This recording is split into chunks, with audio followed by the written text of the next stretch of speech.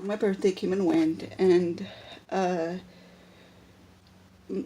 I was talking to my eldest brother. He was the last one to call on my birthday. So every birthday, we have to call our siblings, you know. It's just a tradition. It's how our family stays connected. And I was talking to my eldest brother, and he was telling me he watches my YouTube channel, which I know he would because my big sister watches it as well. And I was telling him that somebody thought I was going to get famous off of this, and he said I wasn't, and I agree. I'm not going to get famous off of this, and I don't want to get famous off of this. This is not my intention to get famous. My intention is to help through my experiences and through my outlook. I was a teacher's assistant in Hugo, Oklahoma, on an Indian reservation at the elementary school there. And my mom worked for a counseling center that actually she hooked me up with the assistant job, and she would get compliments about how I would interact with the children all the time. And the thing is with these children, it was because I know exactly what they were going through. I myself have learning disabilities, and there are so many stigmas around learning disabilities. Um, you get called stupid a lot, or slow, or retarded, or I mean, there's so many names that can be thrown out there.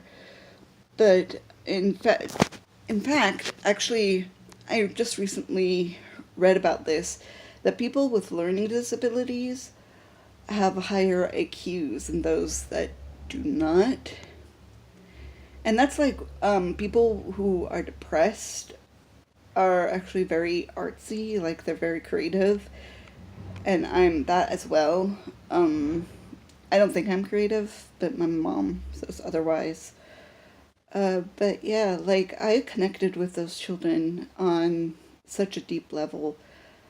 Uh, there was two, there was a few instances. I think I will give you at least one or two.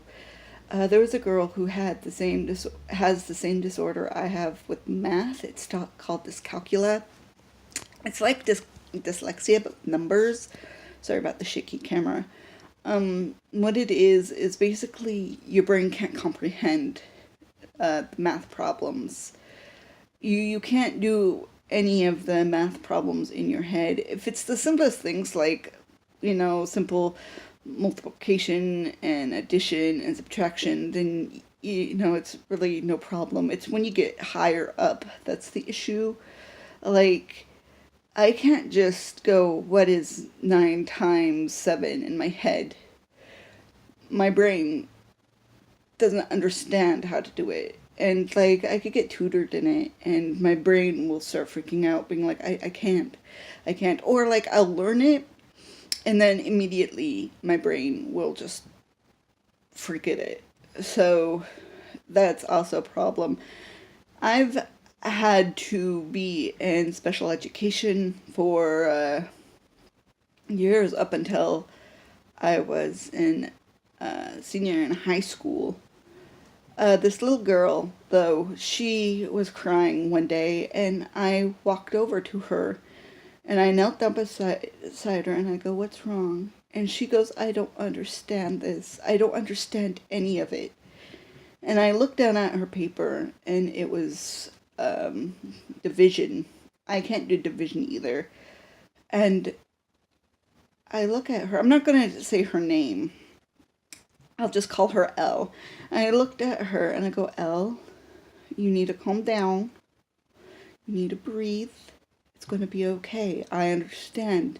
She goes, "It hurts my head. I don't understand." And I tried and I tried. I'm like, I know, it hurts and it's okay. You need to go and grab a calculator and see if we can do this on a calculator. If not, then we can ask the teacher for some extra help, okay? And it's simple as that, guys. Like, if a child really can't understand what's going on, they will break down. They will cry. And the sad thing about this was the little girl said that her parents, well, or her father at least, was calling her stupid because she couldn't do it. And I told her straight out that she is not stupid. She is the most beautiful, most wonderful girl in the world, and that she'll grow up to be something amazing one day. And I hope this will go back and she'll see this on YouTube and she'll be like, hey, that's Miss Bryn. You know, like, I hope that. I hope maybe that this will find the ways back to those kids in Hugo that I helped teach. That would be the most amazing thing, I think. But I told her straight out that I had the same issue and that I understand her completely. And it just is the simplest things, guys, to just, calm the child down, ask them what's wrong, and if they really can't comprehend it, try and make it easier on them. Ask them why they can't comprehend it, and if they say, I don't know why, then maybe the solution is to break down the problem. I mean, sometimes it's as simple as that, and the stigma around learning disabilities is so big that, like, people will just think, like, oh, they're just, they have too much energy, or they're just this or that or the other thing. It's a serious problem, and it's been like that since I was a kid. I have ADD, I have dyscalculia, and, like, I also had a reading problem at one point in time. And I can't really remember what my reading issue was. It was like I couldn't say a letter properly. Like, I think it was my R's. So I would say sour instead of shower, so sour, or something like that. Like, maybe it was the SH's. I don't know, I can't remember. And, like, and I distinctly remember getting on those little tiny buses. I don't know if they have them everywhere in the world, but they were for special education kids because, I don't know why we had different buses, because I guess they took us to different schools. I always went to the same school up until... No, when I was in preschool, I went to do 2 different schools, I believe. And then when I hit kindergarten and first grade, I just stayed in one school. Yeah. And they would make fun of you as you got onto that small bus. Like, they would jeer at you. It was horrendous. And luckily, I don't think that ever actually happened to me, but I have heard it happen. I have actually been made fun of for my learning disabilities, and it actually ruined a great chance of being musically involved, like my siblings. So this is going off from the kids. I know it's kind of like a sporadic kind of talk here. But I was in middle school, and I had band. So there's this band teacher that everybody just really, really didn't like, and I was the lucky one to get him. And I played the clarinet, and I played it decently, but not well enough for him, apparently. He was using me as an example for the other kids to not how to be. I went home that day crying, and I told my parents, and my parents were livid. And I mean, it wasn't just angry, it was, my mom wanted to rip the teacher's head off. And you know what the teacher said? oh, I'm not supposed to do that? How can you be a teacher and be like that? Like, I never understood, like, how a teacher could be a teacher if you hate kids that much. I don't know. It gets me. And even in middle school, kids still need love and affection from their teachers. They need understanding. And even up into high school.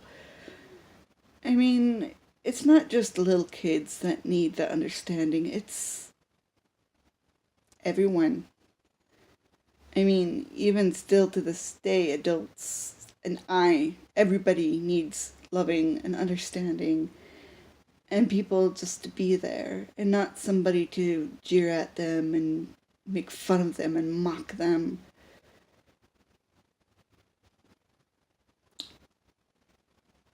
I just, I think that's a big problem as well. That sort of is why a lot of kids are committing suicide. It is that bullying because of how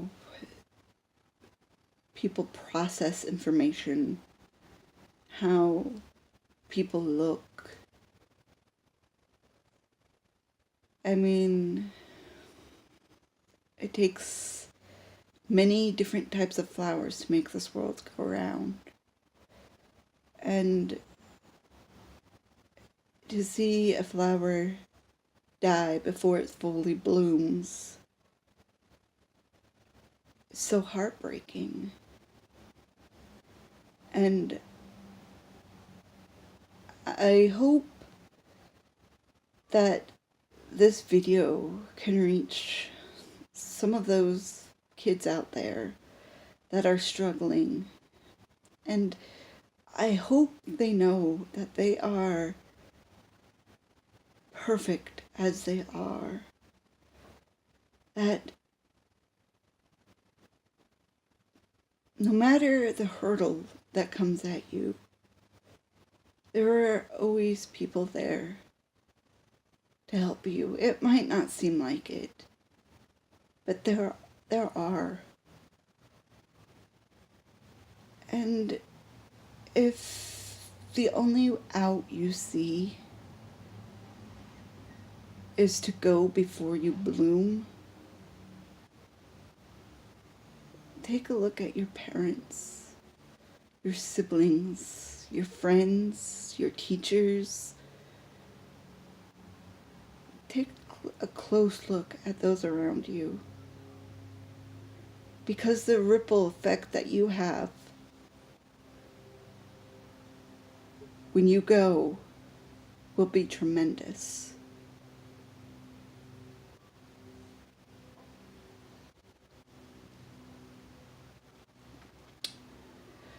Alright guys, I'll be back later for more.